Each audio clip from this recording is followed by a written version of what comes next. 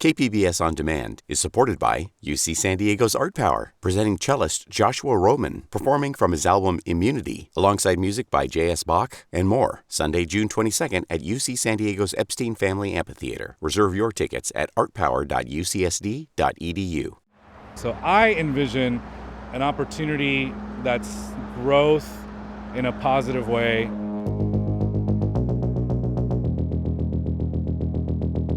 That heals for a little bit this massive scar that runs through the entire neighborhood.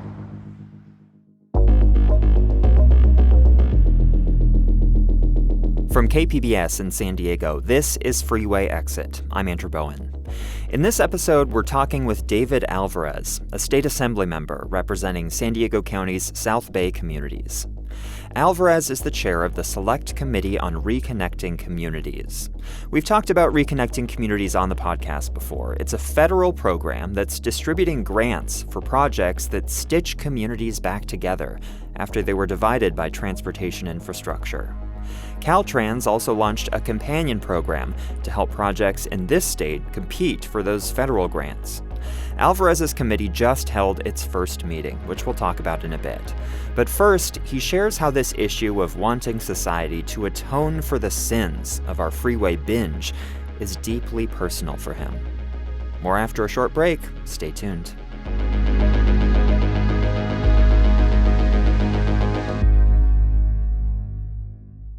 KPBS On Demand is supported by UC San Diego's Art Power, presenting cellist Joshua Roman, performing from his album Immunity, alongside music by J.S. Bach and more, Sunday, June 22nd at UC San Diego's Epstein Family Amphitheater. Reserve your tickets at artpower.ucsd.edu. Hi, Assemblymember. Oh my gosh, it's been a long time. It has been. Yeah. This is Freeway Exit. I'm Andrew Bowen. I met up with Assemblymember David Alvarez back in January outside a taco shop in Barrio, Logan. This is the neighborhood where he grew up. It's southeast of downtown, sandwiched between the I-5 freeway and an industrialized segment of the San Diego Bayfront. He takes me down the street to a 2-story white building with bright red trim. This is where Alvarez family all lived. My parents lived in a 1-bedroom apartment upstairs with 6 kids. Are you the oldest? I'm the youngest of 6, yeah. So the 5 others came with my parents as immigrants to this country. The house is about, 4 feet raised from the sidewalk. And so there's a retaining wall. This wall was always graffitied. I mean, that's all you ever saw. Now, that retaining wall is covered in a mural. So is the commercial building next door. The community has really been taking back a lot of public space, and a lot of property owners have embraced the idea of using art, public art in this case, to create a more vibrant neighborhood. Alvarez says when he was a kid, Barrio Logan was pretty quiet.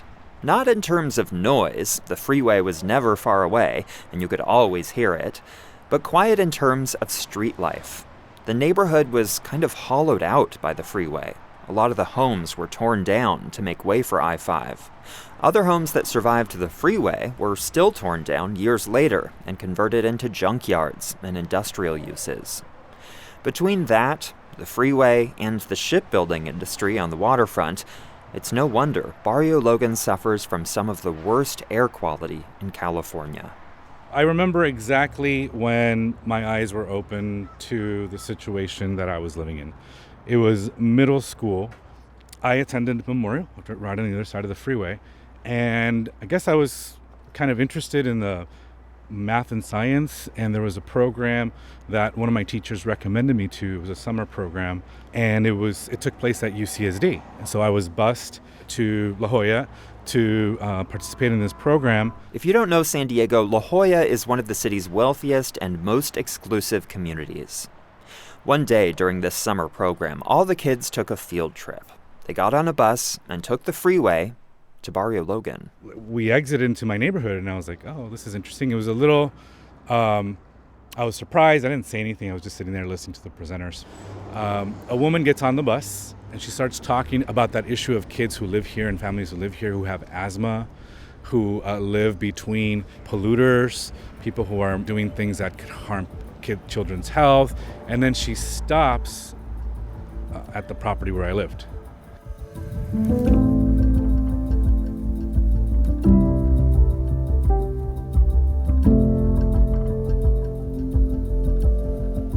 and she points to master plating, which is a roughly 50 feet tall warehousey building, blue. I remember it still. It was dark blue at the bottom and a trim of light blue at the top with the words in black, master plating.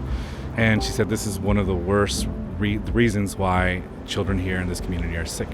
They are doing things inside that factory or inside this building that is emitting a lot of toxics that are very bad for people's health. I had no idea. I knew there was a warehouse next to me. I knew that there was an exhaust vent, the exhaust of this warehouse, and everything that they did came out to literally my front yard. As Alvarez was processing this new and troubling information, a kid who was sitting next to him on the bus made a comment that is seared into his memory. He says these words, which I'll never forget. Why would anyone choose to live here?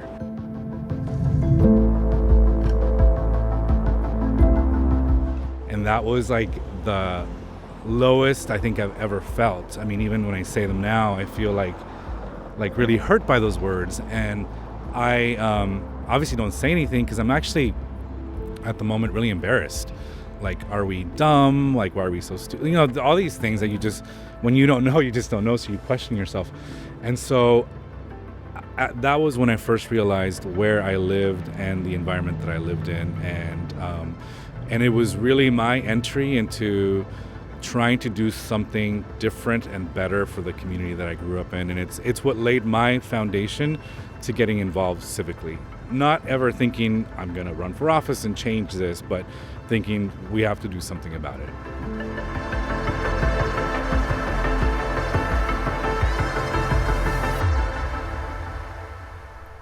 After decades of activism and pressure from the residents of Barrio Logan, the city of San Diego has started to plant the seeds of change here. 2 years ago, it updated the zoning to prohibit any new industrial uses. And just last week, it went a step further. The city decided to phase out the existing industry as well. Businesses that are deemed harmful to public health have 15 years to redevelop their land into housing. After that, they'll have to either relocate or shut down. It was a huge win for environmental justice activists, and it could go a long way toward cleaning the air and improving the quality of life here. But the freeway, well, that's a much harder problem to solve. So tell us where we are now and what we're looking at. So we are on National Avenue over this expansive bridge, if you will, going over the 5 freeway.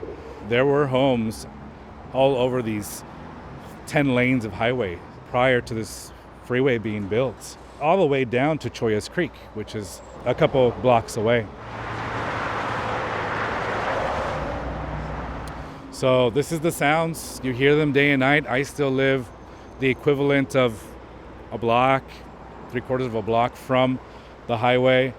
You get used to it at night. It's almost like people now buy trinkets and electronics to make noise, white noise at night. We have this natural white noise of cars every single day. And that's just the things you can hear. There's so much more you can't see.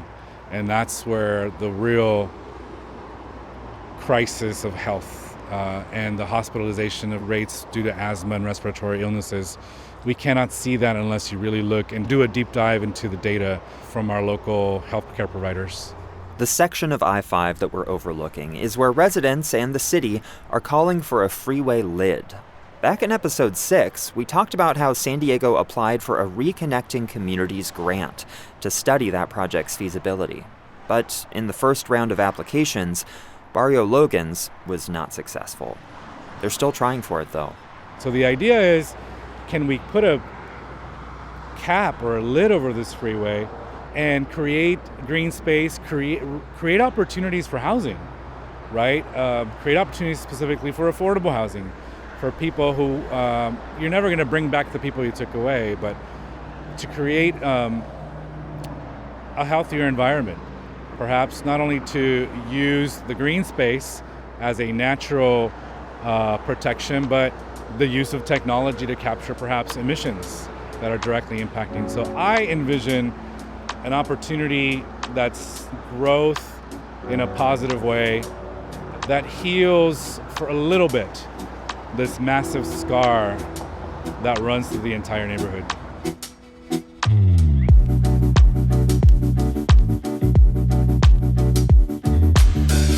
Coming up, I ask Alvarez what he thinks about putting tolls on freeways to help pay for freeway lids. And what does he think about decommissioning the 163 in Balboa Park? If you don't know what I'm talking about, I'm guessing you're a new listener. So if that's the case, after this episode is over, I recommend going back and listening from episode 1. More with David Alvarez after a short break.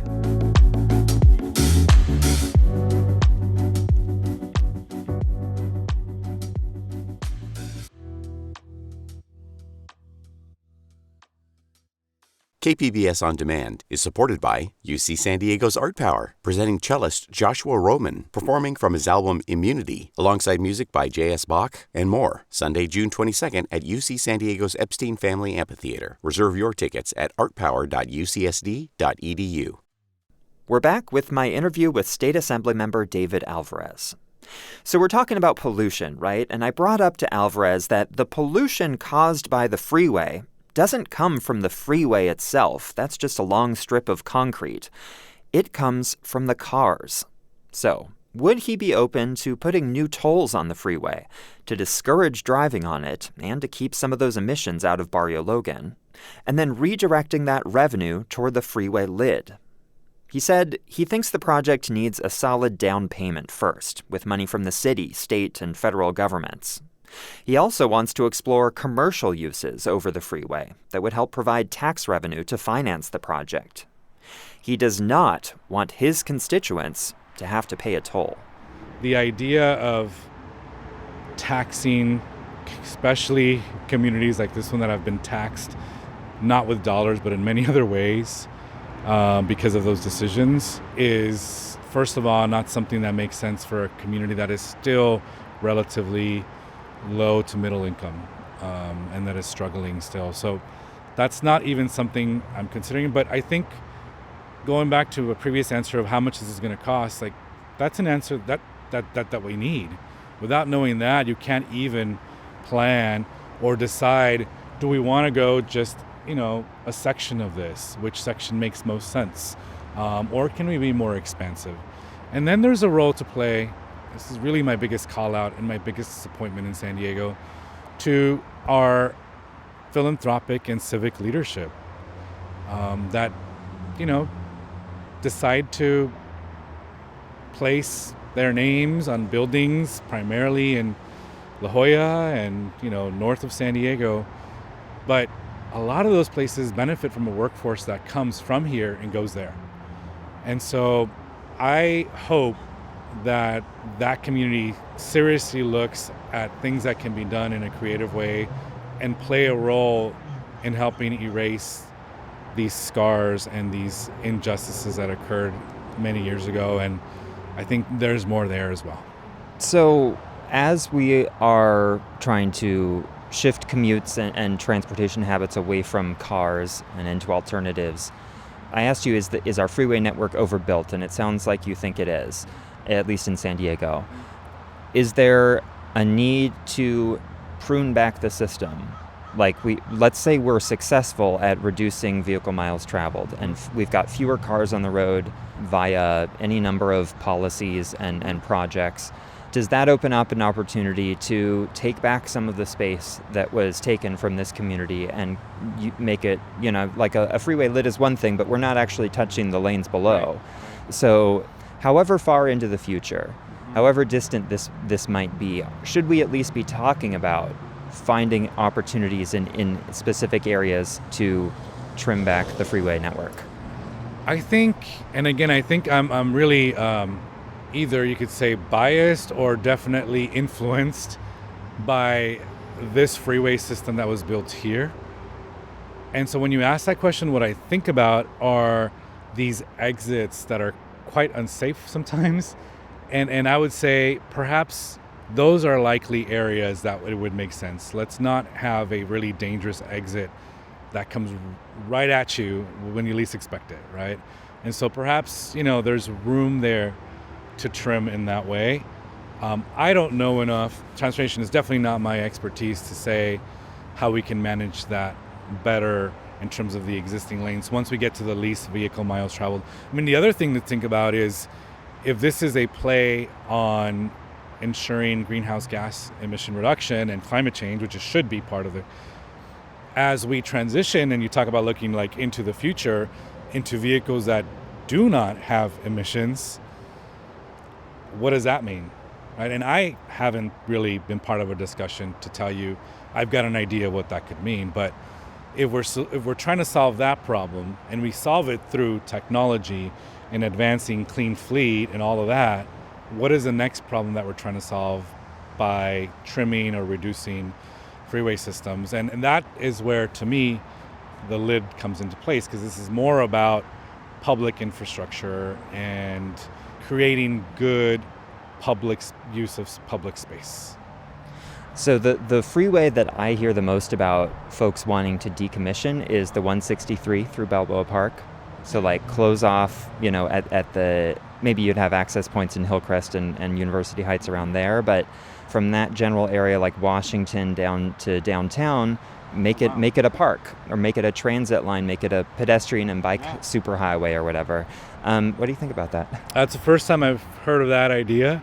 I'm envisioning, I take the 5 North and enter the 163 on that entrance, and so what's the alternative route? Right, alternative route, or when you're coming back, what does that mean? And all these problems can be fixed. They just have to be well thought out. And so what is the alternative to that, and how do we terminate that freeway system, right? Because the termination of that is from people who are coming to work to downtown as a center of employment. And so all I say is, if you're intrigued by the idea of the lid, I'm intrigued by the idea of closing the 163 there and seeing what the alternative is. So we've set a goal of net zero emissions by 2045. I looked up, you actually voted for this bill that codified that into state law. The Air Resources Board has adopted a scoping plan, which basically sets out, the roadmap to get there, and they're looking at serious reductions in driving in the next decade. And so we're approaching this deadline. By all accounts, we're not acting fast enough. We can't electrify all of these cars fast enough. So I guess the big picture question is what is it going to require of us to meet this goal of net zero emissions? And the city has its own goal of net zero even earlier. I mean, what is that going to take of us? And what might we have to sacrifice? I think I would challenge your statement, which is not attributable to you, but that the Air Resources Board has some sort of plan to get us there. These goals continue to be goals, and until you have plans that you are willing to execute, you're not going to achieve that. I mean, to your point, what is it going to take? And you're asking that because we really don't have a plan. I think one of the things it has to take is the state having more accountability on itself and on our cities. I don't think the accountability is in place for us to reach that. And so what is that accountability remains to be seen. They are still, I believe, goals, and I believe they are still aspirational goals. And it's good to have them because we have movement in the right direction. But if we want to act with the urgency that we all think we need to, that means being more precise about how we're going to get there. And I think that is the work that the legislature needs to do in the next several years, and obviously that the administration needs to support as well.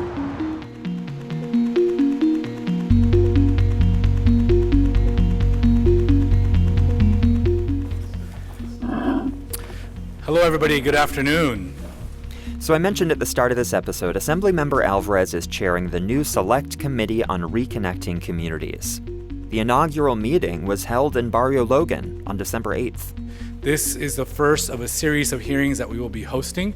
My intent with this committee hearing is to, at the end, we don't just meet to meet, we meet to create solutions. That's what our role is in the legislature, and I hope that at the end of our series of committees over the next couple of months, we will have some policy decisions to make and some introduction of policy to make to the legislature, and go through that legislative process with hearings and with more public testimony to make those policies hopefully into reality.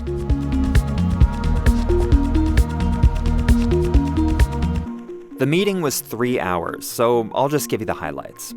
A professor from UCLA talked about his research into the impacts of freeways on neighborhood demographics.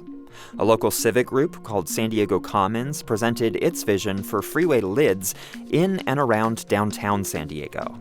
There was a presentation from the outgoing Caltrans district director in San Diego, Gustavo Learda, who was featured in an earlier episode.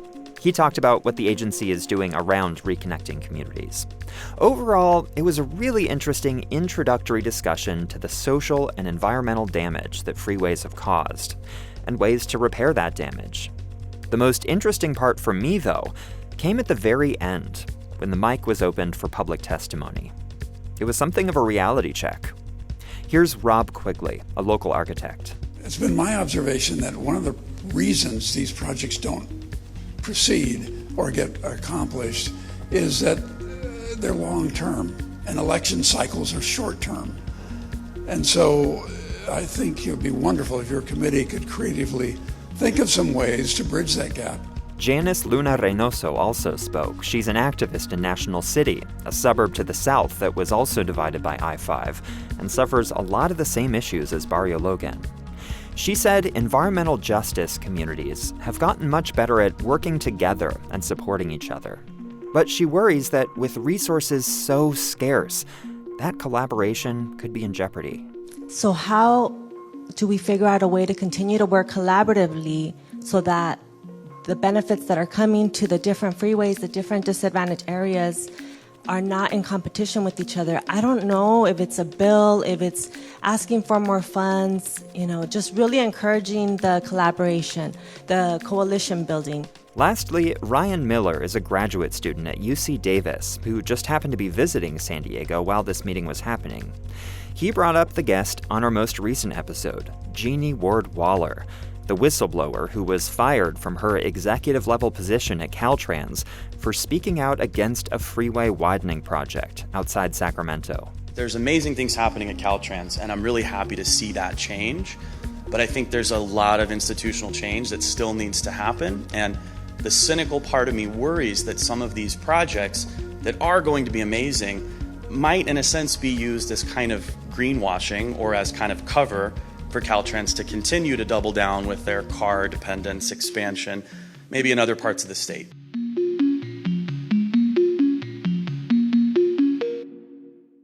Again, this was just the first meeting of Alvarez's Select Committee on Reconnecting Communities, the start of a conversation. And these points brought up by the public speakers are exactly what I'll be listening for as that conversation continues. Will freeway tolling, a policy that could reduce vehicle travel and provide sustainable funding for reconnecting communities' projects, will it remain a third rail in San Diego and Sacramento politics? Will the legislature crack down on the elements within Caltrans that are still focused on widening freeways? Keep listening to this podcast to find out.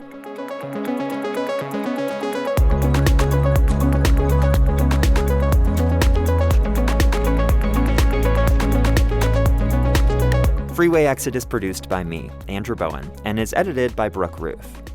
This is our final episode of 2023, so I'll just take a brief moment to say how grateful I am for every one of you who listens. My goal with this podcast was to foster a conversation about the future of our freeways, and it's really, really exciting to see that conversation actually happening. So thank you for listening, and happy holidays.